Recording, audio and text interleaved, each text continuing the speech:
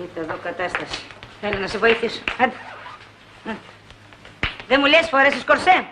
Παπα, δεν φοράω κορσέ γιατί μου κόβεται για αναπνοή. Δεν φοράς κορσέ, ας έβαζες κάτι, ας έβαζες μια φασκιά, βρε αδερφέ. Δεν είμαι και τόσο χοντρή. Υπάρχουν άλλες πιο χοντρές που μπροστά τους εγώ είμαι.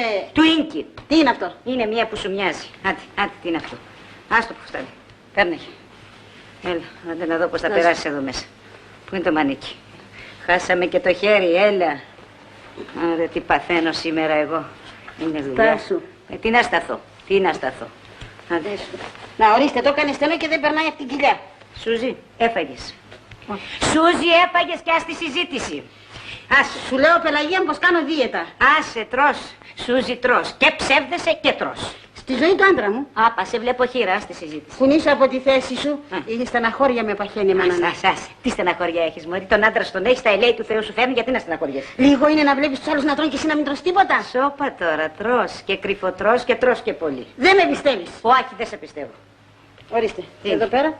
Τι έγινε? Να το. Τι έχει? Βλέπεις. Τι έχει? Φουσκώνει, πάρ' το λιγάκι να με κόψει το στήθος. Τι να πάρω? Αυτό? Ναι. Πώς να το πάρω? Κοίταξε το. Εδώ θα θέλει χασάπι θέλει. Κοίτα πως είσαι ολόκληρη. Η κρεοπολείο, η αυθονία έγινες Σιγά, εσύ πας να με κάνεις υποπόταμο. Τι θέλεις να είμαι τσίρα σαν την αδελφή σου? Δηλαδή, δεν μου λες τι κάνει η Ελενίτσα. Να το κουτσομπολιό θα το κοντένω με λιγάκι τώρα που είναι της μόδας τα μήνυ να το φοράω και εγώ κοντό να φανεί η γάμπα μου. Τι να κάνουμε?